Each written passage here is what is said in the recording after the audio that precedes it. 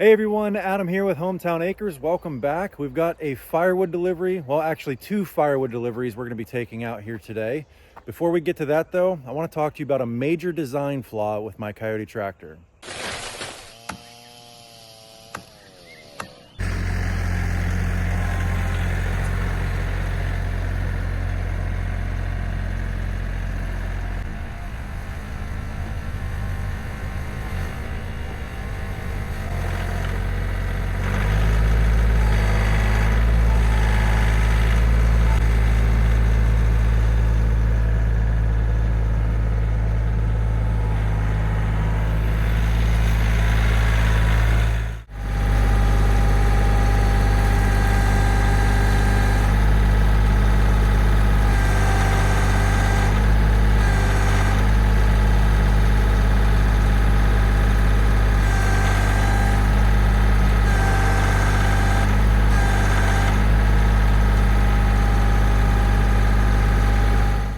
Well, did you guys see it? This tractor has a stronger loader lift than it does a bucket curl. And the reason why, in my opinion, that is a design flaw and possibly a safety concern is because there's been a number of times where I'm either lifting IBC totes up into the bed of my pickup truck or into the bed of the dump trailer, or if I'm offloading a flatbed truck with something on a pallet that's fairly heavy and is right at that tipping point where the loader can lift it but the bucket can't curl it. And when you're in that situation, you don't have control of your load. In my opinion, you should not be able to lift anything that you cannot completely curl and completely dump. And the reason is, as you are lifting this up, you need to also be dropping it to keep it level. But if you're pulling something off of a flatbed, as you go in and you pick it up, now when you back off, you need to drop it down. But as you drop it down, it's gonna start sinking down to the floor and wanna slide off of your fork. So you have to be able to curl it back to keep it level, to keep it from sliding off of the forks, or in this case with an IBC tote, keep the wood from falling out of the face of the IBC tote. So, and I know that this is a problem with other makes as well. My buddy has a Kubota L3301 and he said he has the same problem. His loader will lift more than his bucket cylinders will curl. So let me know in the comments below if any of you guys have experienced this with your compact tractors, what brand, make, and model, and if your loader is stronger than your curl cylinders or if your curl cylinders are stronger than your loader cylinders. Let's get back to the firewood delivery.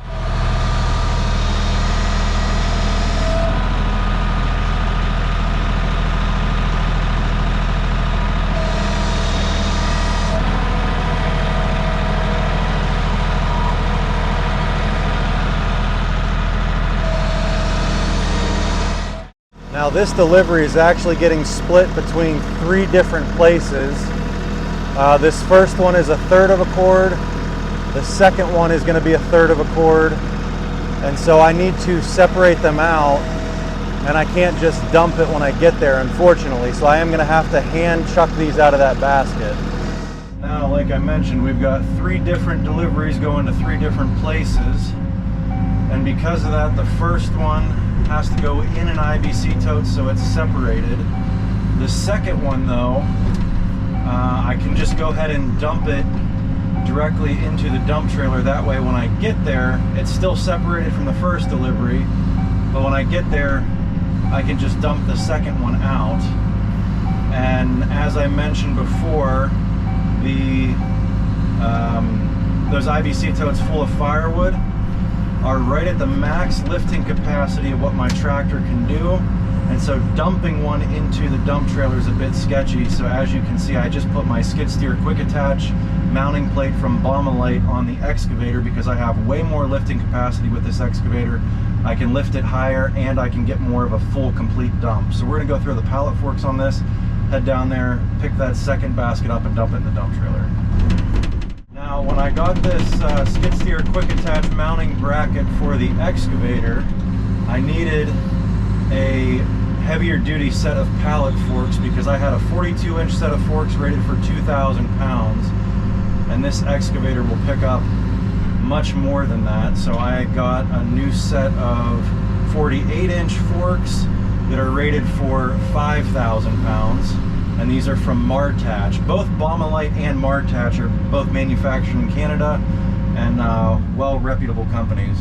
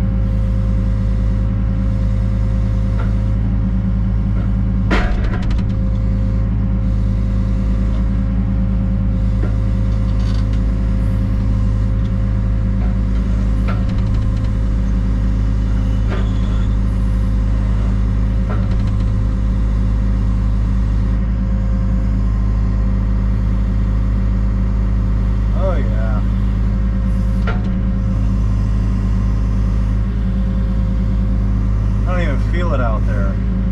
It's amazing how much more power an excavator has over a tractor, and how much smoother the hydraulics are too.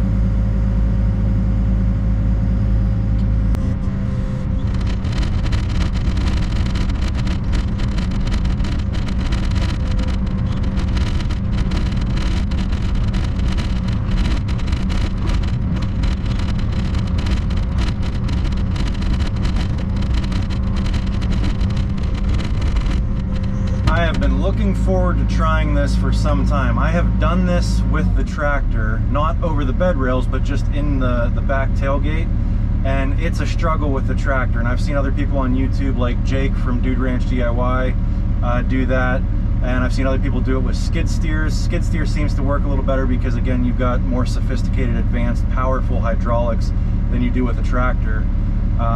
But I haven't seen anybody do it with an excavator yet, so I'm gonna go ahead and strap the basket to the pallet forks and see if we can't completely empty this basket with the machine versus doing it.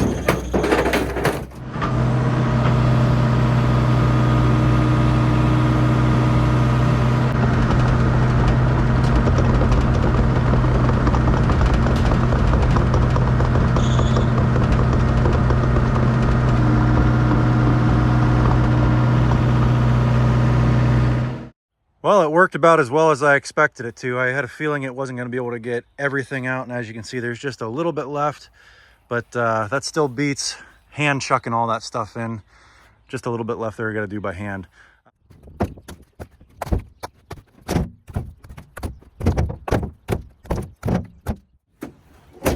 Now the third delivery is going to be actually free. We're not making any money off of it. And the reason for that is because we're delivering it to my sister. She's got a little backyard fire pit and she doesn't need a whole lot, just a little bit to get her through the summer. They probably only have campfires once or twice a month. And so one row or maybe a little bit more here in the bed of the pickup truck will get them through a whole summer. And I owe her. She's my big sister. When I was in college, I had an internship down in the city of Pittsburgh, and she was kind enough to let me live with her for the summer while I was doing my internship there. So I think a little bit of firewood is the least I can do. And I'm giving her the good stuff too. This is all cherry. This is probably the best smelling firewood when it's burning.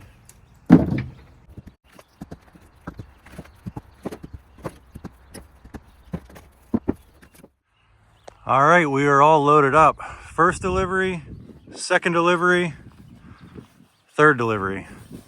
Let's hit the road.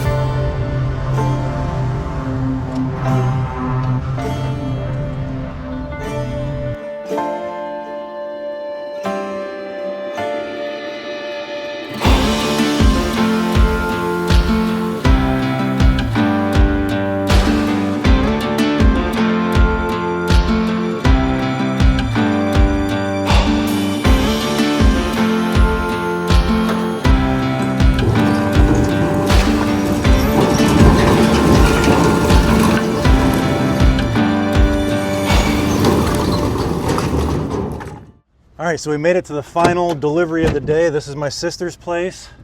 And if you can't tell, a lot of people have always said our whole lives that we look a lot alike, but she is 9 years older than me.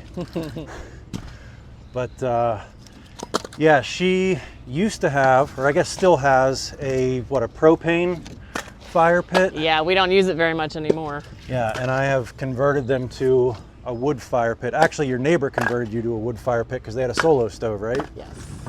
And I mean, those propane fire pits, they're nice because they're easy, but they don't put out any radiant heat at all. If it's 55 or 60 degrees at night, you're gonna need a blanket sitting beside them.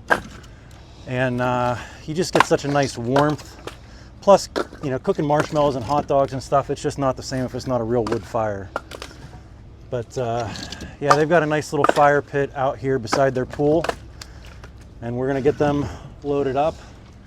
And then we'll show you their backyard here. It's a pretty nice little setup they got. Not as bad doing this if it wasn't 90 degrees. Yeah, we're gonna be getting in the pool here after we get done unloading this.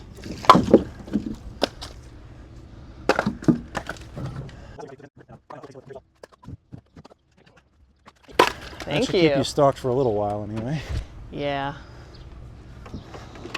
All right, so this is their backyard. And when we were building our pond, a lot of people said, Adam, why don't you just put in a pool? And I agree, a pool is nice and it has its benefits. One though, is this was probably a lot more expensive than the pond was. Jen, what did you say it cost you for the pool and the concrete here? I think that before COVID, things were a little bit cheaper, but it was still pricey. It was probably close to 80. Yeah. For everything, concrete, pool, you know. I have, yeah, the fencing and everything. I have I have right now about 30 into my pond. People always ask me how much money did I dump into that thing, and we still have some more money we need to put into it. That's going to be in upcoming videos on fixing it because it's still not holding water. But my argument has always been, you know, there's pros and cons to both. This is much cleaner water. You can heat it, so you can swim in it longer, earlier in the spring, later in the fall. And that's what a lot of people like about a swimming pool. I like a pond because you can kayak in it, paddleboard, you can ice skate on it in the wintertime, you can fish on it.